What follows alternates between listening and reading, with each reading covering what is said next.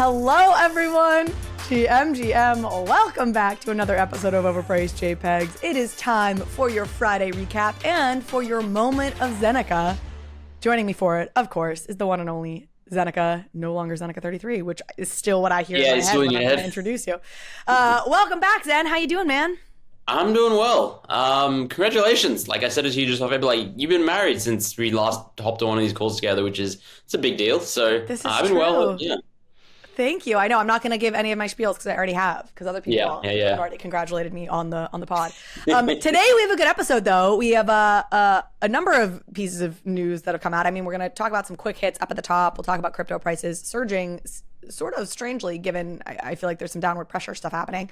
Our main stories, I want to talk about this Nouns fork. I think this is really interesting. And Nouns, as always, is really leading the way and kind of trailblazing in creating a model for how DAOs could work in the future. Now we can debate whether or not this is actually like the end of DAOs or not, which maybe it is, but I think they, like always, have actually been kind of interesting and thoughtful about how they've gone about this. There's also some twists to the story that I find interesting. Okay, Friend.tech. We got to talk Friend.tech. You and I are both now on it. It's so much fun. It's so much fun. Yeah. It's also fun because of the money. And money. Everything's a Ponzi, right, in this space. So it's well, and I want to talk about this. It's not a Ponzi, but it is. Yeah. It's not technically a Ponzi, but we'll talk about that. This will be so fun. Okay, and then Stoner Cats and the SEC. The hits just keep on coming. I recorded an interview with Tom Bilyeu about the SEC and impact theory settlement 2 days ago, yesterday, whatever it was, 2 days ago, I guess, and. I'm trying to rush to get that episode out sooner rather than later now because it feels especially relevant given this news with Stoner Cats and the SEC. So we'll talk about that as well.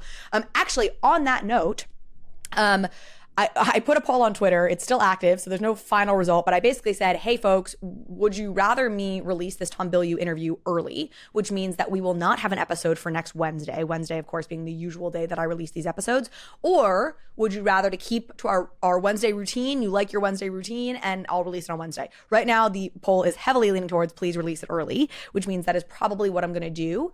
And in that case, just please be aware that there will not be our normal Wednesday episode next week because we will have given you this extra episode a little early.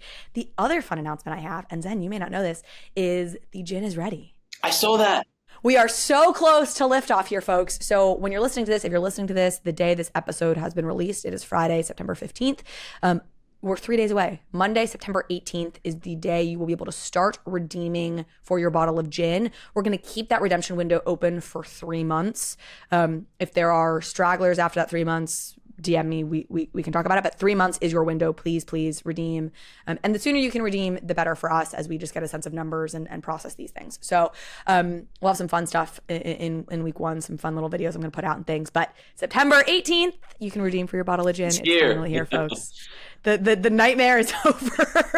Bottles are great, though. It looks, Thank you. It's going to be awesome. Yeah, they look great. As do the denizens. I've been loving all of your denizen posts and just seeing the art is so awesome. It's really, really good. I'm assuming the feedback has been people love it. Like it's awesome to see. So it's great. It's cool and there's positivity in the space. We're getting to the point where the space is so the volume is down so low. There's almost just no news. I mean, thank God for Friend.tech. Okay, with all of that out of the way, we're going to get into all the fun stuff, but we do need to hear a word from our amazing sponsors who make this show possible. Again, I really, every so often, just want to emphasize this. Like, this is what I do full time, and these sponsors literally make this possible. So I know it's always tempting to like fast forward through ads, but maybe take a minute, listen to some of these, hear their message. I really do appreciate our sponsors for supporting content during this time. Y'all know the phrase, not your keys, not your crypto. Well, in a world where too many people have had to learn that the hard way, Overpriced JPEGs is proud to partner with Ledger, the world leader in critical digital asset security. Ledger's Nano S Plus and Nano X hardware wallets, paired with the Ledger Live app, Ledger's own software for setting up your Nano device and managing your crypto assets, is the easiest way to start your crypto journey while maintaining full control of your digital assets. You can use all your favorite dApps with Ledger Live, accessing 15 plus Web3 apps, including 1inch, Paraswap, Lido, and Zerion. So you can not only manage, but also grow your portfolio. And Ledger Live is available on mobile and desktop. Securing digital assets shouldn't be complicated. Ledger is as easy as it gets. Uncompromising security, effortless connectivity, full transparency, Ledger is your one-stop shop to trade and track crypto, grow your assets, and manage NFTs. Secure your future with Ledger. Visit shop.ledger.com today or check out the link in the show notes.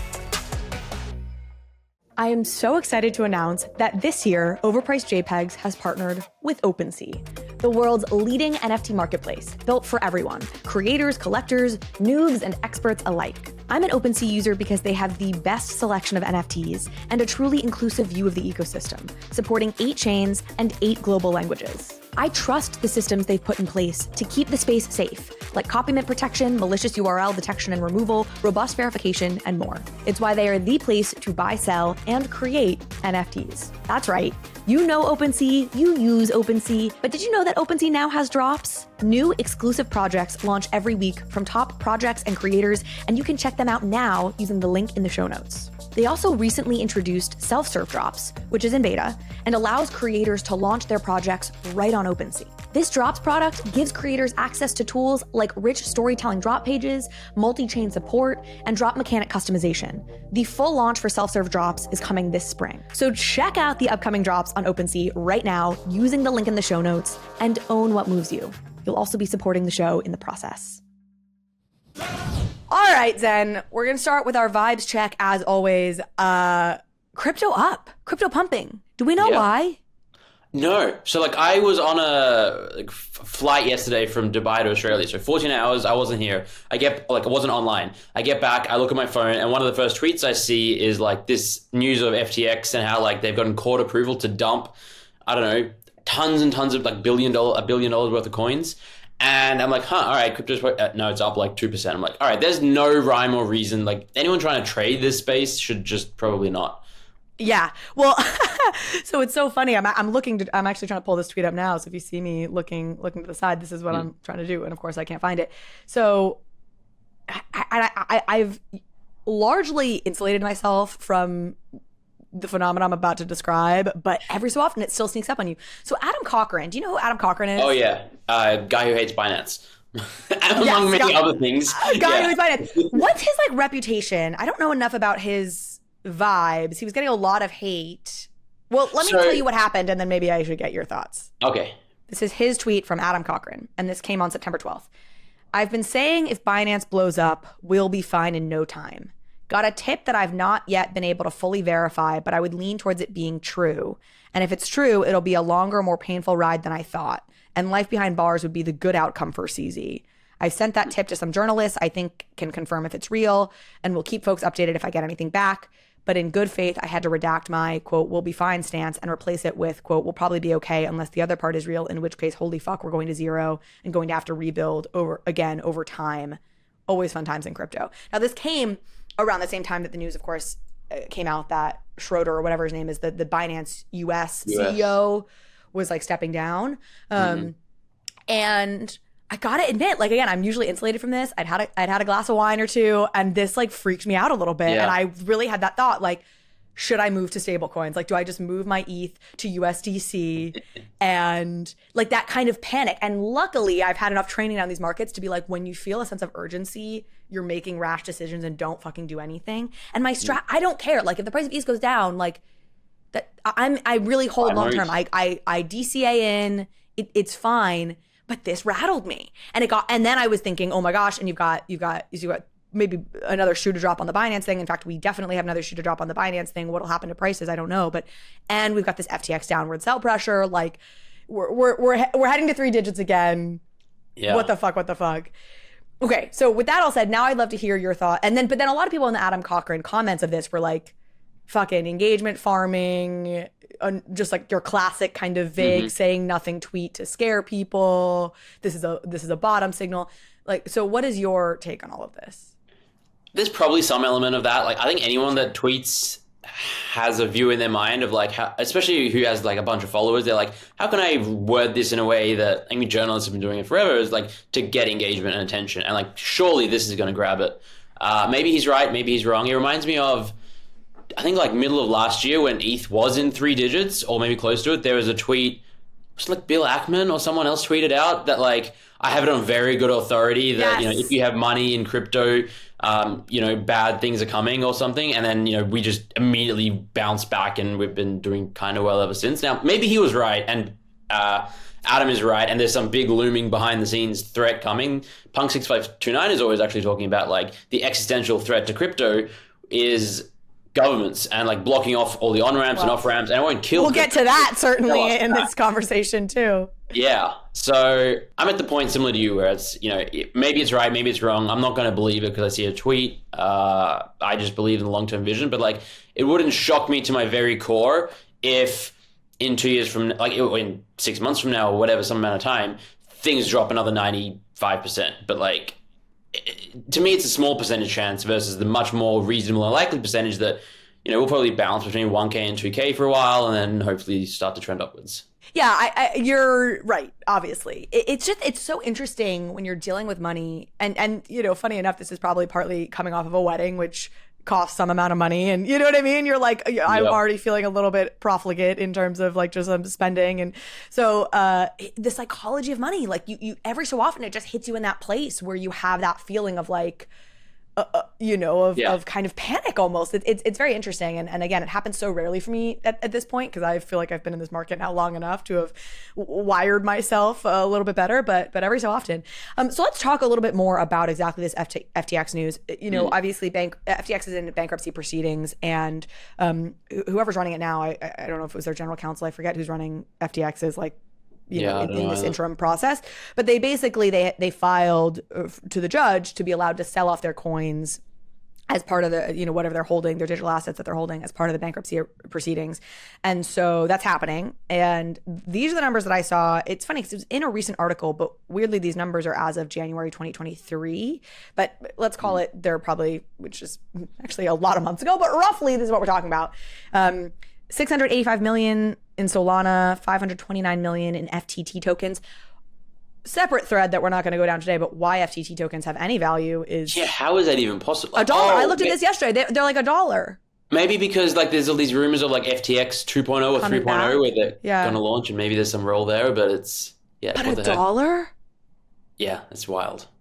Wild. Okay. 268 million in Bitcoin, 90 million in Ethereum, and then Aptos, Dogecoin, XRP. I'm sure the XRP's done well.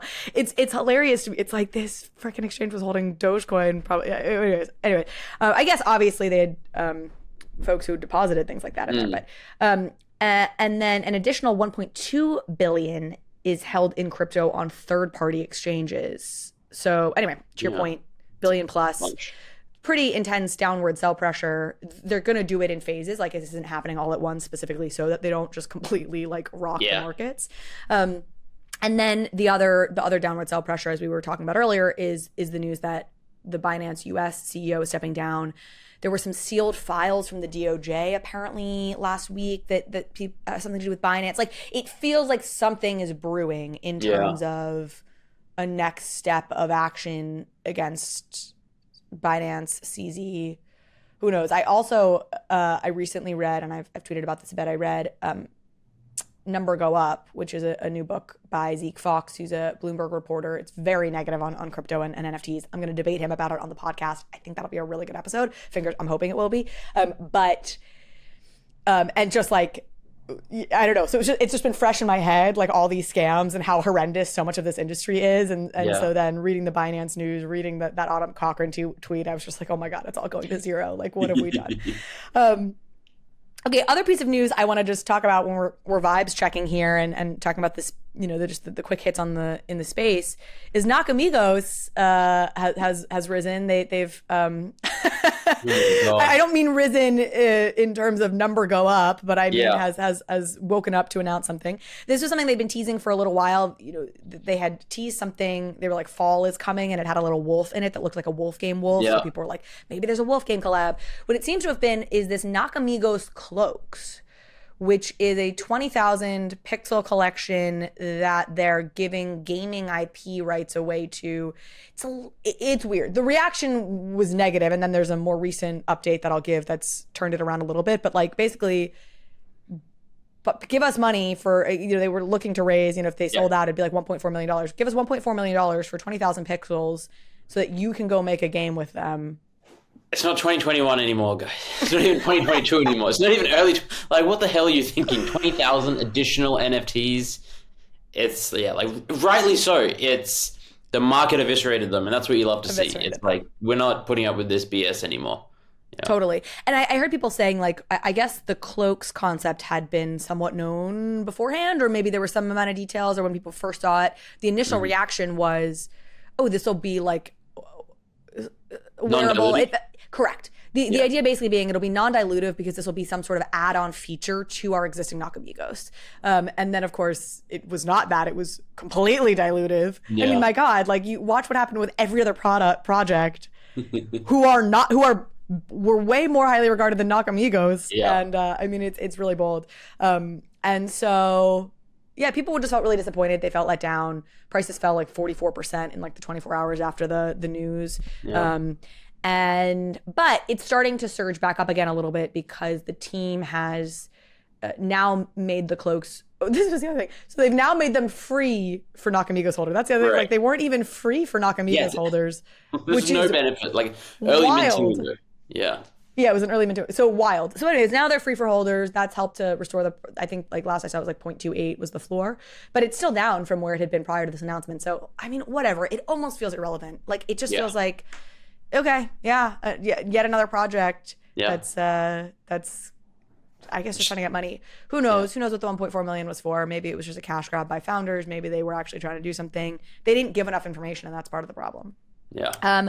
Okay, a couple other quick things to note. Mochaverse, which is Animoca's, NFT project and collective that they're building out, raised $20 million from investors. Pretty good. I mean, at this point, I respect that better than trying to go back to your holders in some way. Yeah. And then, so yeah, pretty good raise, especially in a bear market. But of course, they are Animoca. They've got Yatsui. They've got their own money. Like, they're in a different position than most who are trying to raise right now. Yeah. And then a dev from Milady stole $1 million out of the contracts. Just, first of all, that should just, like, not be possible. I don't know how they were running things behind the scenes, but, like, you should be taking money out of the contract and putting it in, like, a multi-sig, and, like, it shouldn't be possible for one dev to just, like, one disgruntled or malicious or anyone, whether it's a dev or the founder or like some, just that should not be possible. Like, but yeah, it sucks that happened. Sucks for Miladies, but it's also, I don't know. It's just like, it's not totally shocking or surprising to me, just knowing like the checkered history that they've had from like how the project came to be and who was involved with it. And to see something like this, it's like, it's kind of like Pepe. And like, Pepe, I think, is very closely linked to Milady as well. Yes. Where the Pepe founders or whoever, the devs, took out like a bunch of money from Pepe. And now it's like, oh, the community is going to try and rally and bounce back. I'm sure the same is going to happen for Miladies, but big hit. They're down bad. Miladies was like one of the last projects that even like was pumping or holding a floor price in this period, but nothing lasts forever in NFTs, including recur forever. Yeah, I saw a tweet today, punks and penguins, and I think that's it's got a ring to it, and they're doing well. The funny thing with that, right, is punks is great. Again, I've said this a number of times in the podcast. I remember there was a time when Larva Labs was getting a lot of criticism. This is like 2021. They were being compared all the time to apes. They were like, hey, Yuga Labs is preparing all this programming. Yuga Labs is doing all this stuff for ape holders. What the hell, Larva Labs? Why don't you guys go do that kind of stuff? And Larva Labs was like, middle finger, we're off on a beach, we don't care, go away. This is a historic artifact. And my God, was Larva Labs right. Like, if they had started to try and do a bunch of other programming stuff for CryptoPunks, I mean, maybe it would have been fine anyways, because CryptoPunks would always have this historical provenance, but by not doing anything, they really cemented, like, this is historical, it's artwork, view it in the way you view a Basquiat or whatever. Not that it's of that level of art quality, but more in terms of its significance, its name brand, whatever. That was the best move. Penguins, I love Luca, but who knows? He's killing it. You know what I mean? Like, he's killed it, but I'm saying it could still go down. Like, I have no faith that, like, Luca, who's amazing and smart, and even in the process of doing something awesome, holders are just like, this isn't what we wanted. Send it to zero. Like, who, I still think Frank's amazing and awesome. And obviously there was a lot of uproar around DeGod. So, Okay, let's move on to some of our bigger stories because I kind of sped run us through those early vibe checky moments because there's a lot we want to talk about, I think, elsewhere. And I want to get to Friend.tech and I want to get to the SEC and Stoner Cats, which I think are the two biggest ones. But as we tease up to that, I do want to talk about this Nouns fork situation. I will tee this up and then I'm going to throw it to you because I think I've given you approximately 30 seconds of airtime so far in this episode. So thanks for being saintly patient, Zeneca. Okay, teeing this up, folks are I'm sure familiar with Nouns, right? Was an early, very interesting experiment. Dom Hoffman, a number of others. The idea was every day a new noun can be minted. Every whatever 5, 10, whatever it is, goes back into the treasury of this DAO, and all the funds, all the proceeds from the sale of one noun a day goes into a treasury that is controlled by the noun holders. Everybody I respect in this space has always just thought this was such an interesting, fantastic model. I've always been like a little bit. I think it's very cool. I'm also a little bit like it hasn't historically always hit me quite the way it's hit everybody else in terms of like just totally blowing my mind. But I do think it's really interesting. And I obviously worked with Nouns Builder. They were one of the sponsors for one of our overpriced happy hour events. And my experience going through their DAO process was really impressive. I was like, wow, this is an incredibly organized group. Like this is a DAO that functions, where a proposal was put forward, there were votes, plenty of people participated, there was a question for a while of like, will it pass, will it not? Like it was not just some foregone thing because one person was running it. Like, so I have a lot of respect. This is a long-winded way of saying I haven't necessarily been as much of an idolized it the way others have maybe, but again, mostly people I really respect, but I have a tremendous amount of respect for Nouns Builder, everything they've done. I think they're really, really interesting. Okay, that leads us to what is happening right now is there's going to be a fork of Nouns, which is basically that it's splitting. And last I heard, it was like 330 out of the 870 Nouns or so that exist in total had made the decision to go into this, to become this kind of new Nouns group. And the way that functionally is working is they are basically giving their existing Nouns back to Nouns. They are then getting a replica of their exact noun, but it doesn't have the provenance of their original noun, that they will then be able to go and take into this new DAO that they are all forming. And the share of treasury belonging to those 330 nouns, I think each noun, like pro rata, was like 36 ETH if you divided the total treasury by the number of nouns. So, 36 times these 330, and others might be added to it, whatever, will go and have their own treasury to do their own thing. And the expectation, because where all this started is that they're going to want to get their money back, and that these are basically people primarily who are going to do that so that they can just redistribute their 36 ETH back to themselves. Not that all of these people necessarily paid 36 ETH, which we'll get to. Whew, okay, taking a breath. Zeneca, give us your thoughts, give us more details. Yeah, I think it's fascinating. I'm in the camp of loving DAOs. I'm loving nouns. I don't love DAOs. But I love Nouns because they are experimenting, and they have been since 2021, where they came up with this new model. They did CC0 before it was like cool and hip, and before many people knew about it. They did no royalties. It was like a very true crypto, like that true crypto culture ethos towards, all right, let's try this. You put your money in, you get an equal vote, and everyone will figure it out and see how it works. And I think that, like, again, compared to 99.99% of projects from 2021, this is different. This is cool. They're trying something. They're like experimenting. So I always have respect for anyone that like tries to push the space forward and do something new. So that's really cool. And I've been like fascinated because they have so much money, like $50 million or something in their treasury.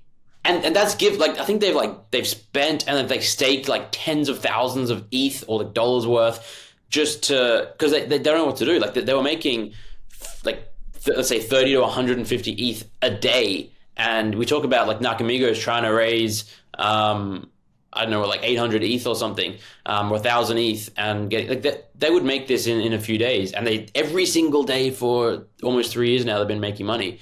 So it's been fascinating to watch. I think they've done some really cool things. I think that they've had tons of problems. Like DAOs generally have problems of differing opinions in there, and like clarity of vision and what do we do with the money has been a big one. And I know that there's some like tax and like corporate structuring things that were an issue a while back, but no, I'm a fan of them. I think this fork makes sense as well because it's how a DAO operates. If enough people say, you know what, you should get your money back, that's what can happen. Okay, so now I'm going to give a caveat to all this, and then at the end I want to ask you, is this a good sign for DAOs? And is this a sign of DAOs working, or is this a sign of the end of DAOs? And here's the piece I want to tell you about. And I heard this on a Twitter space. I feel very confident that this is true because it was like literally the Nouns Twitter space sort of talking about this. But anyways, so apparently this all started because about 8 months ago, there were like basically arbitrage hunters who were looking at DAOs, but really Nouns is the perfect case of this, where the price of the daily noun that you could get was lower than the book value of each noun within Nouns. So basically, again, if you take the number of nouns in Nouns DAO and divide it by the number of treasury, divided by the treasury, each noun would get like is being valued at like 36 ETH or something. But the nouns on the daily auction were going for 20 ETH, 22 ETH. So you had these arb hunters who basically came along, bought up as many of these 20 ETH nouns as possible with the explicit intention of then going into Nouns DAO and trying to do exactly what they've now pulled off, which is to create a fork of the DAO to get the 36 ETH out and make 16 ETH profit on each of these or whatever. Now that's very interesting. And there was not actually a mechanism for exiting Nouns DAO with your ETH prior to this, right? It was always something that people speculated about, was like, hey, if you're in this DAO and the DAO can vote on anything, the DAO could vote to return the money to holders. But how you would do that was not actually, had not actually been codified by any means. So this is why Nouns is so interesting, because they are trailblazing here. They could have said, the DAO could have determined and voted and whatever and said, okay, well, hey, if you buy your noun and then at some point later on you don't want that noun anymore, we have this little button you click on our website and you can just get your money back from your noun and the treasury will pay you out. That could have been a way they decided this. Like, there's any number of ways you could have resolved this problem. They could have, they could have voted to not have this, happen. But what they've decided to do is say, okay, anytime in the future you want to exit, or if you're not happy with how Nouns is happening, if 20% of, I don't know if it's nouns or holders, you know what I mean? Because a holder, some people hold a bunch. Yeah.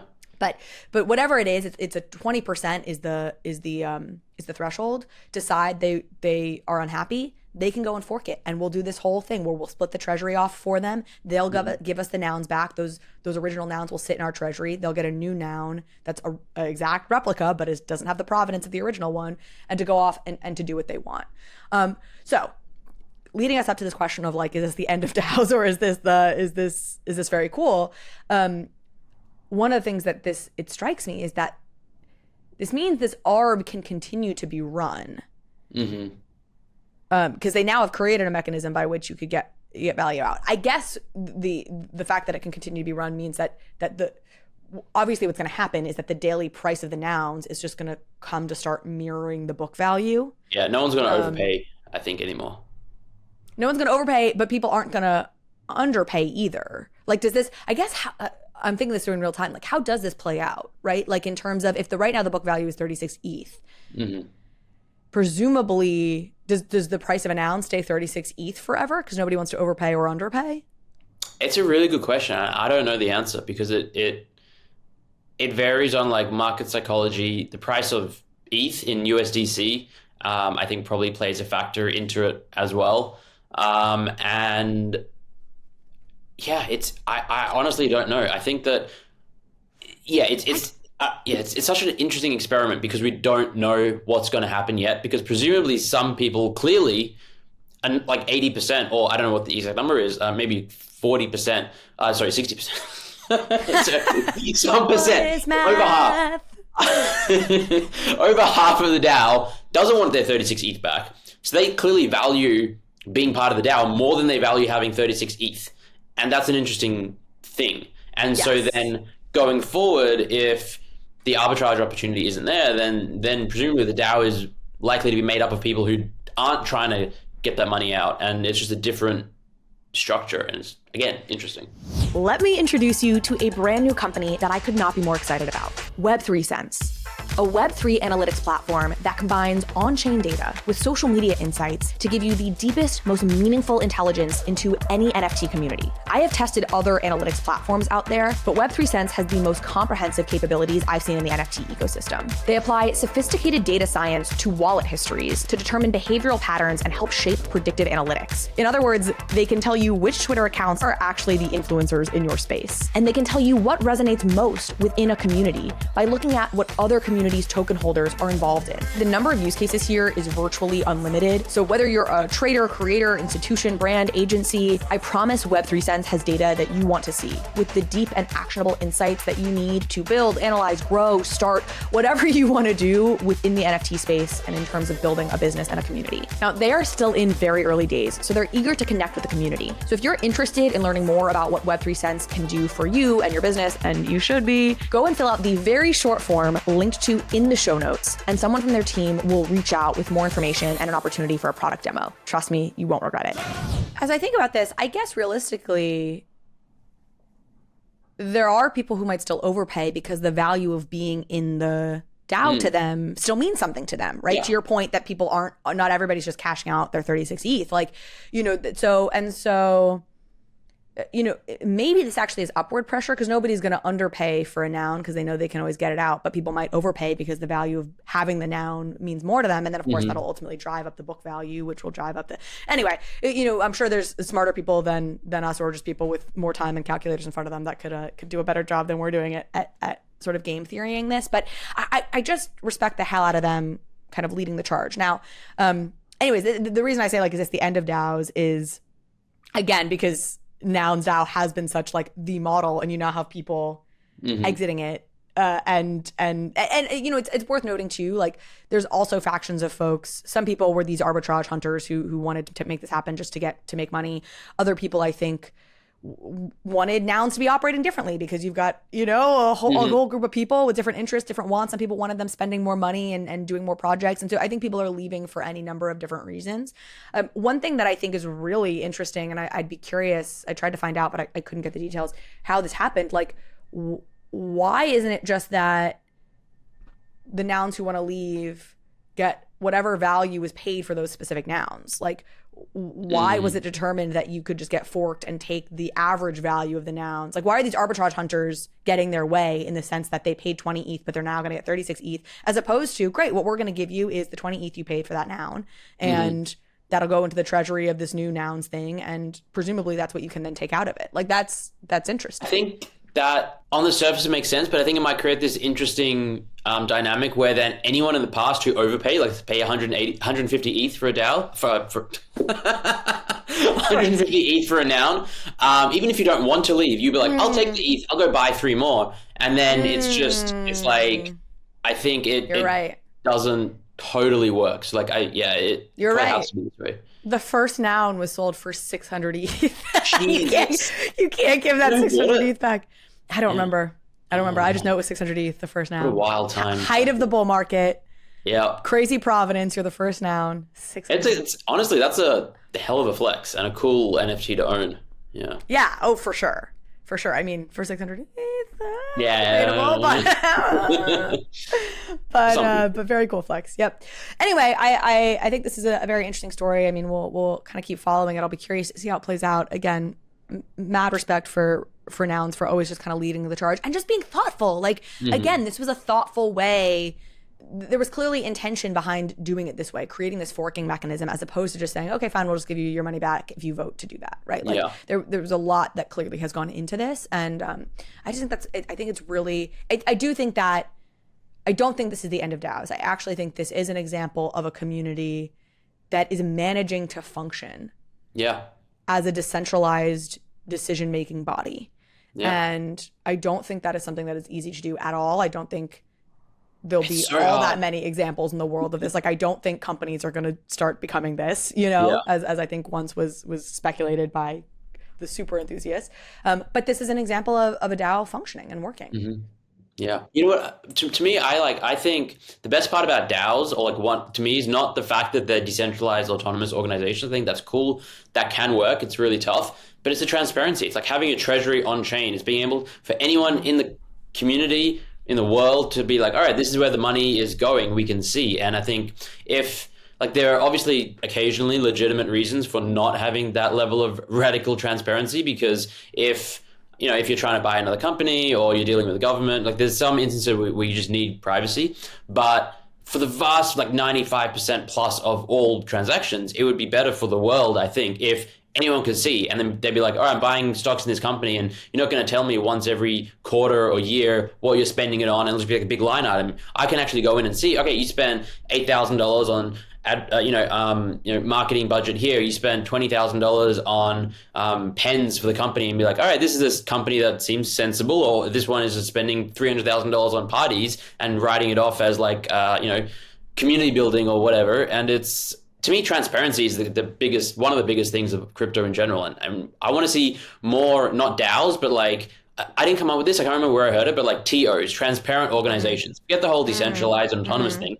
Have a company with structure and like one person making a lot of the decisions, but just do everything on chain. And like, to me, that makes a ton of sense. But like running a company, I know it adds a bit of friction, and like, I didn't think about it from day one. And then you're gonna have employees who are mad, not because it's something illegitimate, because they think something should be different. I mean, that is a hard. Yeah. It's hard. People are hard. I have a really funny story, and I'm going to try and tell it very quickly. I worked on Andrew Yang's presidential campaign in the very early days. We had no idea what we were doing. Our compliance guy had never worked on a campaign, like our HR guy. And on presidential campaigns, you have to file. You're transparent about where money goes on campaigns. But, it's in the same way when you categorize things on like a QuickBooks, right? You're supposed to be like office supplies. We spent this much. Our like compliance guy was so like buttoned up. He's great, but he was giving like specifics. Like it'd be like shoelaces for candidate. Like it was like Tostitos for campaign party. Like, and some of this, I can't even think of the funnier stuff. But eventually, when we got big enough, like, and we stopped doing that over time because we wisened up. But like some political reporter like found our early like reporting things that was like the Yang campaign, like whatever it is, like campaign like blah blah blah. It's like the most entertaining read on the internet because it was just it was funny. Like tape. It was, oh my god, it was like so transparent. Anyway, fun memories. Okay, let's move on to Friend.tech. Yay! Yay! Talk to me. I'm not going to give an explanation of what Friend.tech is. I think people know. We've covered it on the show before, so I'm not going to give my normal lead up. So I just want you to like, when did you join? What's your experience? What are your thoughts? Yeah. Talk to me. So I joined, actually, I'm a great example of why Friend.tech is working. So I joined, 3 weeks ago, relatively early on. It was starting out. I was like, let me just check it out. And I like to experiment with things that everyone's talking about in the space. And I was like, pretty quickly, I said, this is just not going to work, because it works for the first X number of people that join. But because of the crazy bonding curve nature of it, it's like, it just creates this weird dynamic. I think we have some key holders that pay 0.01 and then some that pay 5 ETH, and similar to NFTs, it's like, how do you manage those expectations? But again, everyone knows what they're getting into coming up front and can relatively immediately sell back. And it's basically just a glorified alpha chat room, private chat room. But I was like, hey, it's cool. It's interesting. They're doing something in social, like Web3 social, and like that is always, to me, like very interesting to keep an eye on. I didn't think it would survive as long as it has, or like I would say thrive the way that it has.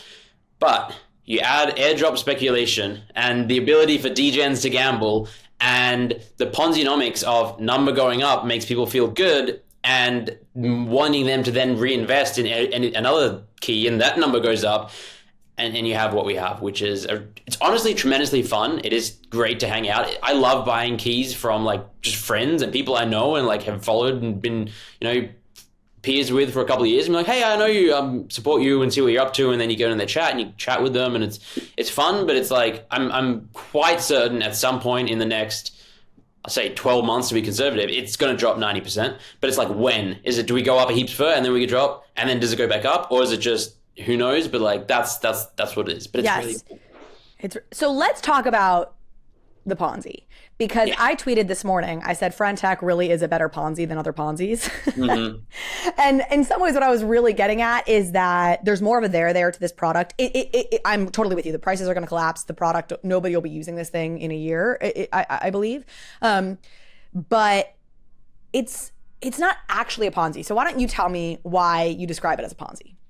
Okay, so I mean, there's many reasons, but I'll use the example of, I don't know if you've seen a lot of people in Friend.tech are now putting like in parentheses 3 in their bio name, which is a reference all the way back to in 2021. There was this DAO, Olympus DAO, which released this, what they called this algorithmic stablecoin, but also like the reserve currency of the internet is what they were calling it. OHM token, which was you'd get it, you would stake it, and you'd get like paid out a crazy ROI in emissions. And someone created this like table of like game theory, and they said like the optimal result for everyone is to like stake and just hold your own, because the number goes up for everyone. And if one person unstakes, they're going to lose out because everyone else is going to be making money.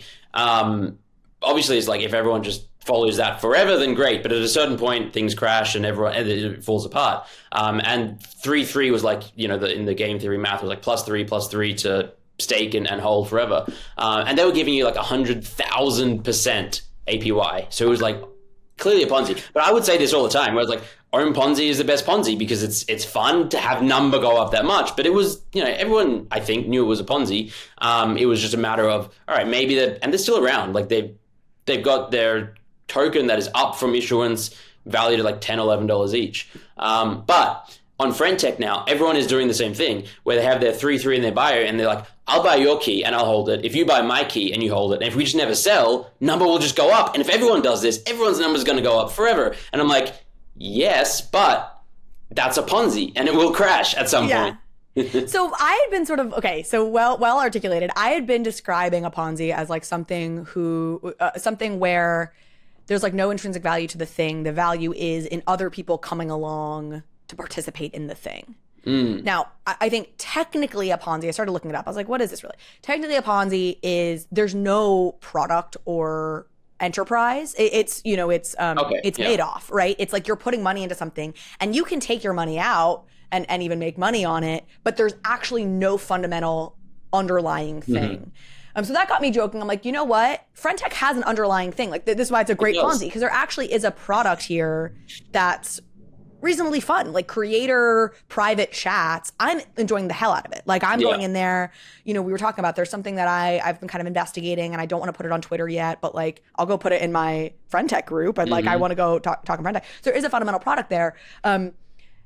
But if there's no money, the whole thing falls apart, right? So it's like half a Ponzi. But anyways, and so I was like, it's actually really more like a multi-level marketing scheme, I think, at that point. Because a multi-level marketing scheme has a product. I just love that. All right, we're at this stage of the market where we're like, guys, it's not a Ponzi, it's just an MLM. Guys, it's like good news, guys. Good news. It's not a Ponzi. I mean, you're right. There is a product, and with Ohm, there was a product, and I would say with Ohm there wasn't a product. Buying the key does not count as a product. There has to be like an actual thing that you want. Like people actually want to talk to these creators outside of the financial benefit. Now, would they be paying what they're paying to do it? No, absolutely not, right? Yeah. But the core here, nobody wants Ohm. I don't know. I mean, I guess part of the thinking was that Ohm would be like governance currency for Olympus DAO. You could maybe make the argument, but I think it's weaker. Well, yeah. I think it's down a whole Ohm rabbit hole, but you're right. There's like genuine demand, like supply and demand. There's genuine demand for people to buy the keys, to be in a chat room, to chat with people. That's a real problem that perhaps this can solve. And like I think NFTs, as hey, Zen Academy membership backed NFT, get access to private things. Even Bored Apes was like, I described it in 2020 as like a digital country club. You buy a token, you have access to this club and community online of people where there's ostensibly value.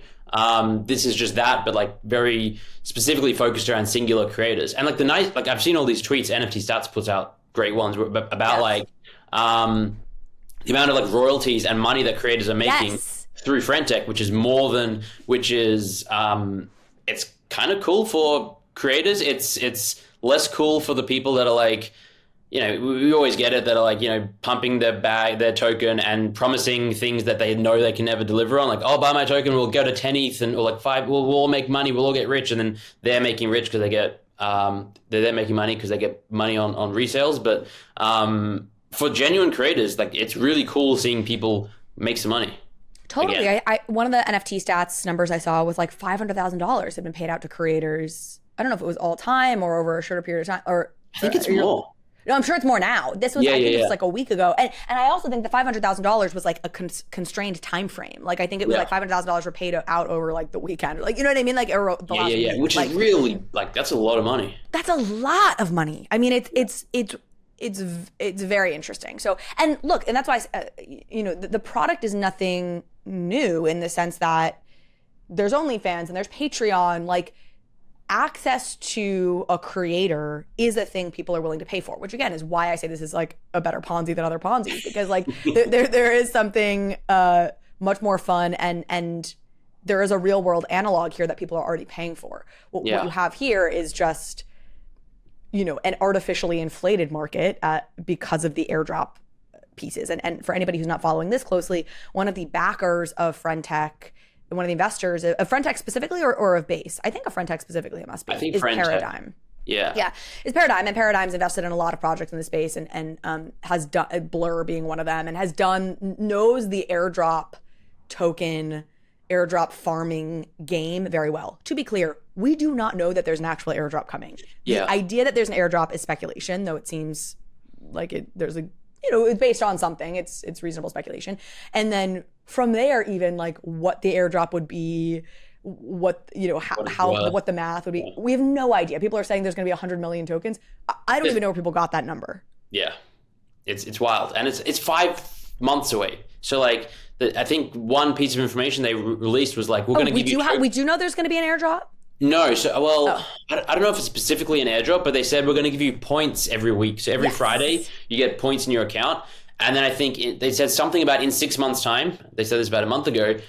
I don't know if they used the word airdrop. Maybe it was like rewards or something a little more generic. But that's like, there was a little bit of information about that. But that's so long in crypto, but it's like a double-edged sword where it's like, all right, does that mean that this Ponzi, this MLM, is going to continue thriving for the next 5 months because people are continuing, or does it mean that like people are going to get bored and it'll dip and then go back up and then dip, and like it's just psychology of money. It's so fascinating. Yeah, I mean, it is really interesting, and this is where some of the chatter I'm seeing on Twitter and people are posting this is like, don't fade Friend.tech too hard, because the MLM can be sustained for probably longer than you think it can. I mean, it goes to, you're a perfect case where like when you first got on, you're like, oh, this is going to last. And it's like already probably to some degree outlasted your expectations. And it's fun. Like, that's the thing. It's like, it's genuinely fun hanging out in the chat with people and replying. Like, I don't know. It's just, it's new and different. Let me say this, because you and I were talking about this beforehand, because I was getting your perspective. I wanted your sort of like your guidance on something, and I guess we came to a decision. So I'll say it here, which is like, so I've been kind of looking into this recurse situation, because I think it boggled my mind that you had a company that had $75 million between the $55 million they raised and the $20 million that they earned, they made on NFT drops, like, is going out of business in 2 years. And so there were a lot of questions for me of like, did they return any of that money to investors? Did they like see the writing on the wall, or did they just like, is that money all gone? Like, what the hell is going on here? And this is a company I've tracked, because of what I do with John Rogers and other things for 2 years. So I felt kind of invested in it, let's call it emotionally, let's say, and have been following what they've been doing. So, and I'm getting some interesting information about it that I feel like uncomfortable putting on Twitter yet, because I want to like verify some things a little bit more. But I'm probably going to put that stuff on Friend.tech because it feels casual. Like, I'm like, hey, I'm in this, this room with 35, 40 people, whatever it is. I can kind of tell them, like, it feels more like a group. It's a group chat, right? Like any of your group chats where you're like, hey, still getting more clarity on some of these things. Here's what I'm hearing. Here's what I think is true. And then as I button it up and get it more polished, I'll probably put it on Twitter down the line. But that kind of earlier, more raw, like, if you want the behind the scenes of the process a little bit, I'll do that in Friend.tech. Yeah. And I'm enjoying it. Also, you and I are both, we both have teams to a degree, but we're also on our own. And we've talked about, like, I don't like building things alone. Like, I feel sad and lonely. And so, like, having... It's right there in the name. It's friends. Like, people that you can kind of bounce stuff off of. I've been asking them, like, what do you want me to talk about on this episode? I asked them in this episode. And actually, so let me shout out, in my Friend.tech group, I had people giving a couple of their Friend.tech thoughts and some rumors. So one of the rumors that Justin Sun, founder of Twitch, is apparently going to be joining Friend.tech.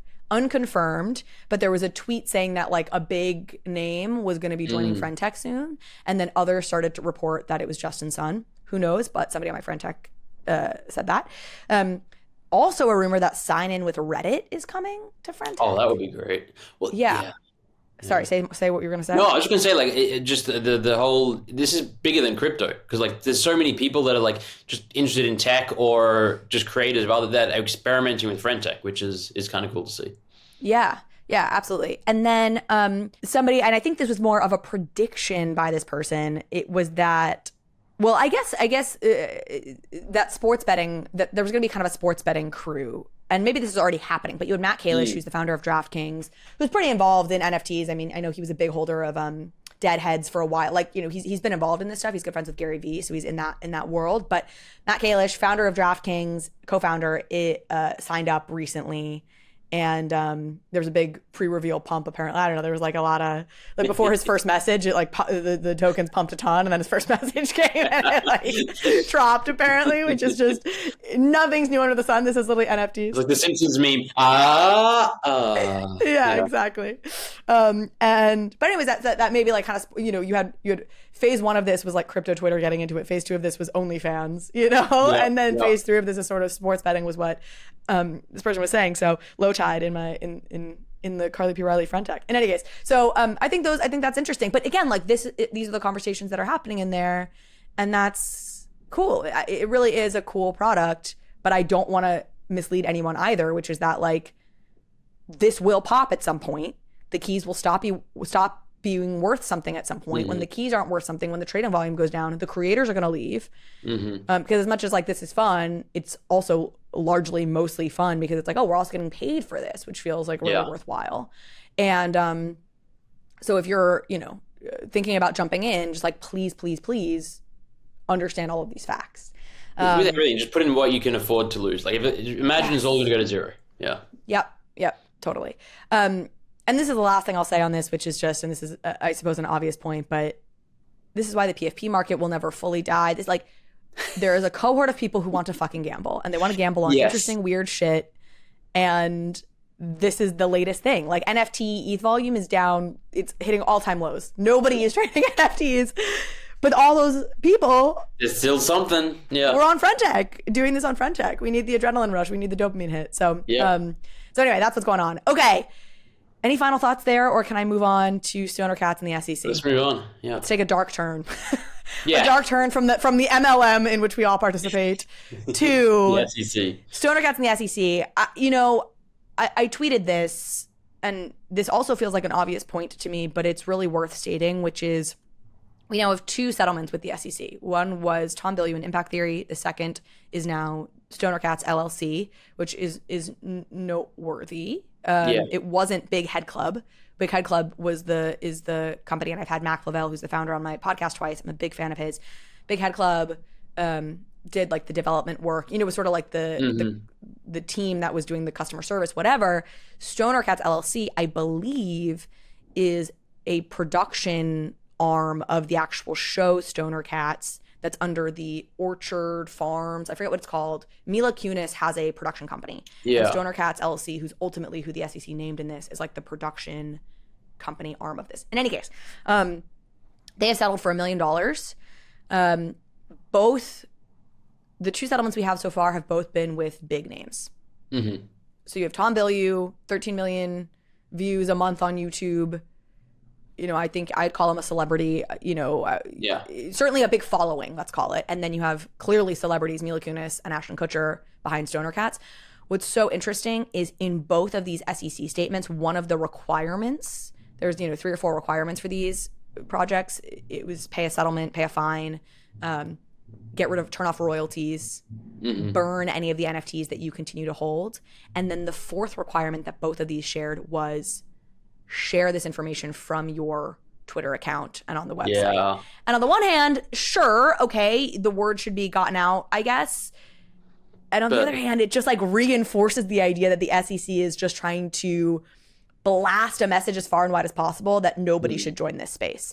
And what I said in this tweet is my fear is you are going to keep out anybody who wants to legitimately enter this space, because anybody who's honorable and legitimate is going to look at this and be afraid and not join. And anybody who's nefarious and anonymous and doing shady shit isn't really going to be deterred, because inherently, what do they give a fuck about the SEC? This is sort of already that they feel shady. So yeah. Yeah. No, I mean, I think that's exactly it. It's a shame.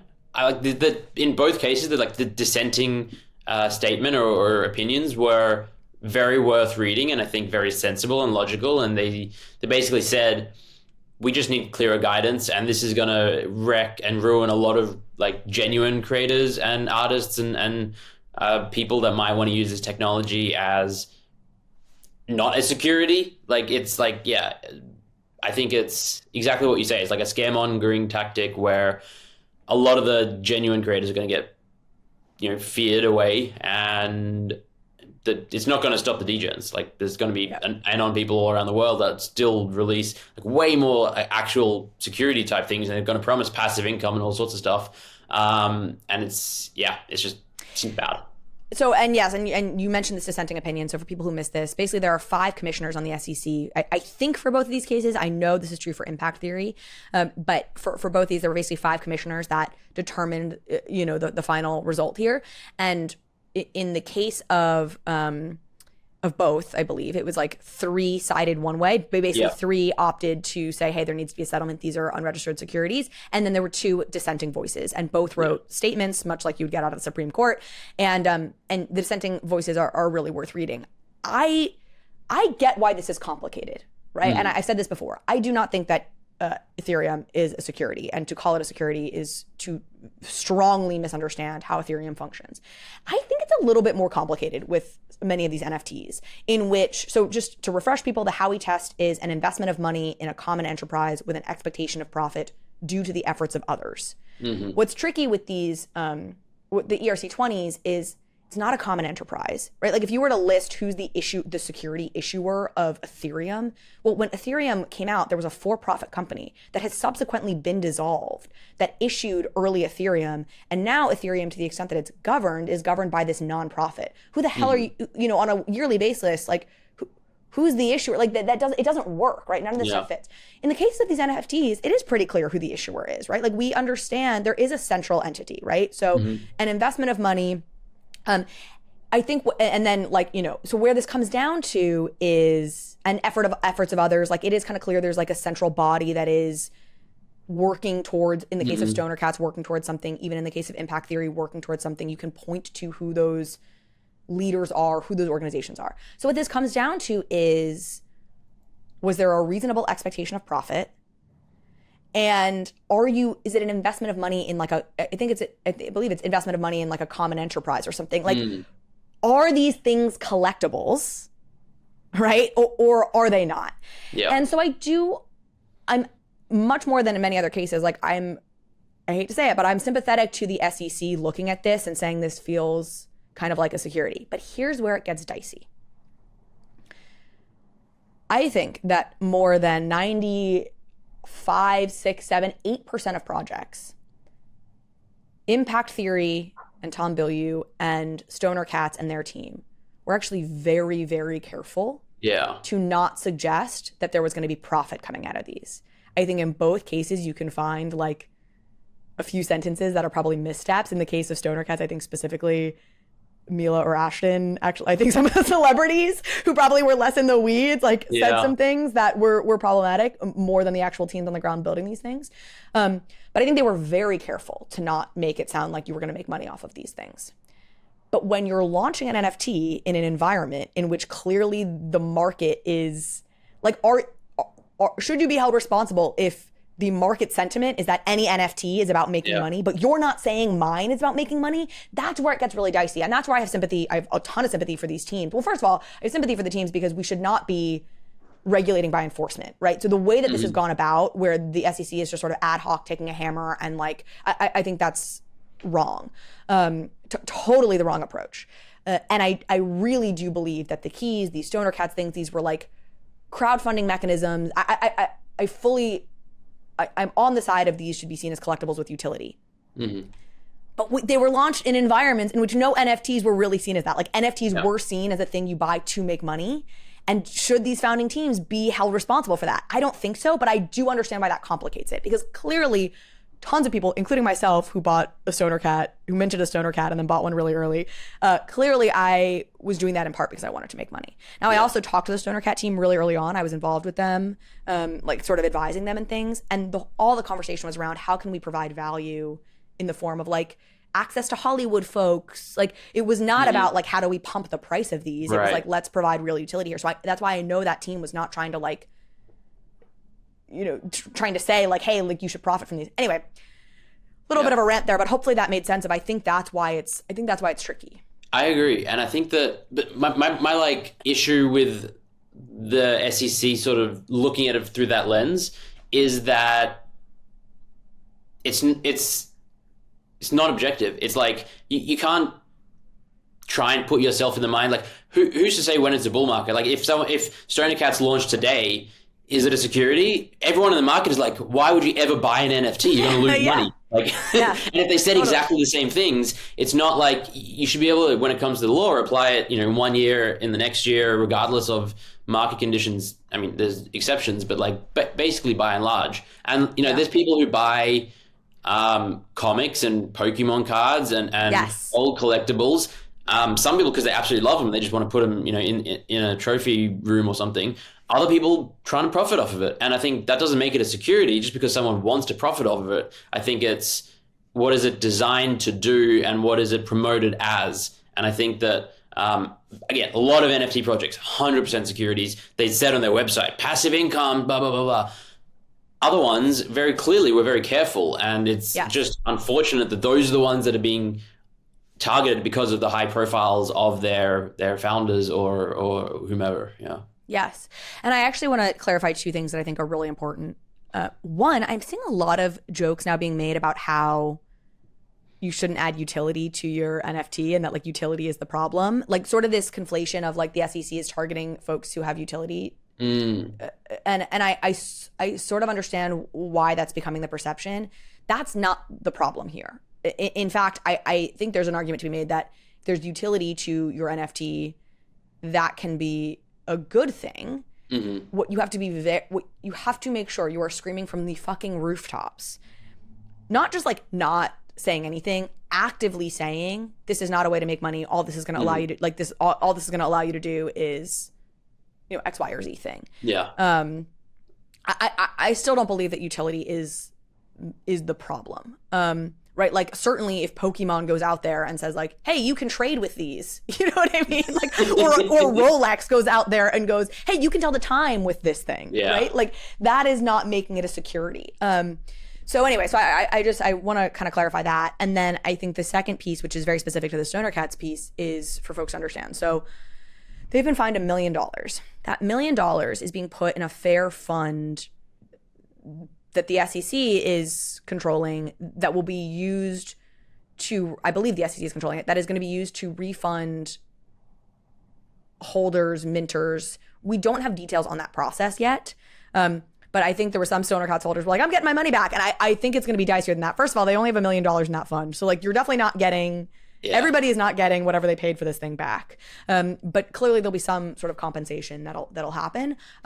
Hey, I don't hate that as a Stoner Cat holder. I've got a couple, I think. I'm gonna. Yeah, I'll take it. I'll take what I can get back. It's funny because Stoner Cats did pump after this news was announced. You know what's so funny? Of course they did. I was thinking about there's something called the Cobra effect. Do you know this? Do you know the Cobra effect? I actually think it's so I think this is like a true story or whatever. But basically, like British colonialists are in Mumbai. Oh, I do know this. Like, you know this? Yeah. Okay. You got British colonialists in Mumbai. They're like, like you know the problem with Mumbai is all these cobras. So they issue something. They're like, we'll pay 5 cents for every cobra head that gets bought to us. Go out there and like kill these cobras. You know, our minions or whatever. And so. Yeah. They start getting all these cobra heads and they start paying 5 cents and then they check and, you know, a month later, there's like 5 times the number of cobras than there was previously. And they're like, what the hell's going on? and then people are like, well, we started breeding cobras because we will pay us for their heads. I love that so much because it's like, it breeds the Indian mentality as well. It's like, how can we make money? How can we game this system? And, oh yeah, you say that? Okay, yeah, great. What's so smart? And there's something about that sort of feels like it's happening here, where the SEC is like, these things are bad. Like, you know what I mean? Like, we'll pay you because whatever. And then actually the trading prices go up and everything's happened. So in any case, I'm going to have this episode out with Tom Bilyeu. I think that's a good one that rehashes some of this and gets at what the process looked like. And I talked to him about all of that. But I'm worried about this. I am. I do think that this is definitely going to continue to have a chilling effect on any brand that was considering entering this space, of which, even though we're in a bear market, there are brands. And more, my bigger thing is just being disappointed that we're not taking this from first principles. And by we, I mean like the US government, right? Like the SEC isn't looking at this. And the dissenting opinions have done a great job, right? The dissenting opinions are saying, here are the questions we should be laying out and answering for ourselves. And then we should have a systematic approach to this space, as opposed to not giving clear guidance and then just like coming in with a hammer and saying, like whacking around going, you were bad, you were bad, you were bad, you were bad. Yeah. Actually, on that, the dissenting opinion of Stoner Cats, I read it, and there was a really interesting point about how in the 70s, Star Wars came out with these like IOU certificates, where off the back of like, one of the movies, maybe the first movie, they said, hey, people love this. Now we're going to sell it. We don't have a product yet, but we'll give you these IOUs. And then in the future, you'll get to redeem it for a collectible. You'll be part of a super fan club. I'm like, that's a lot of NFT projects with a roadmap. So even a roadmap is not, in the views of these dissenting opinions, not necessarily bad, but it's when you start talking about profit share, revenue, expectation, profit, that's when things get dicey. But I thought that was a really interesting argument. I totally agree. Yeah. It says here, while updated for the digital age, the Stoner Cat NFTs are not that different from Star Wars collectibles sold in the 1970s. On the heels of the very successful release of Star Wars in 1977, fan excitement was high, and it goes on exactly like you just described. These IOU, would those IOU certificates, which could be resold, constitute investment contracts? Using the analysis of today's enforcement action, the SEC should have parachuted in to save those kids from Star Wars mania. Which was a pretty scathing line, but a really interesting one. So we'll include both the statement by the commission and then the dissenting opinion in the show notes. I really recommend people read both. They're not that long. 2 minutes as well. Yeah. And the truth is, what I think, if any of us are being intellectually honest, I think what'll happen is you'll read the original opinion and you're like, okay, I understand where they're coming from. Like, again, to me, the ERC-20 thing is a total misunderstanding. I think with some of these NFTs, I'm like, no, I get it. I get where your analysis is coming from. I wish you understand the nuances of the digital age that we're in, that you set out guidelines to start, that you weren't trying to cram NFTs into these old 1932 written laws. But I understand where you're coming from. And then you read the dissenting opinion and you're like, oh yeah, but I think you make a better argument. Like, I'm with you is where I fall. So read both. Okay. All right, folks. That's our show. Zen, thank you as always. Have a great weekend, folks, and we'll see you next time. Bye, our friend. No, I'm kidding. Bye, my friend Techie. Bye.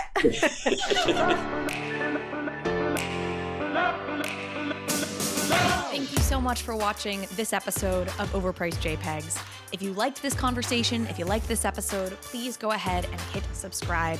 It helps me out, it helps the show out, and it means you will get alerts and updates when we post new content. Thanks again.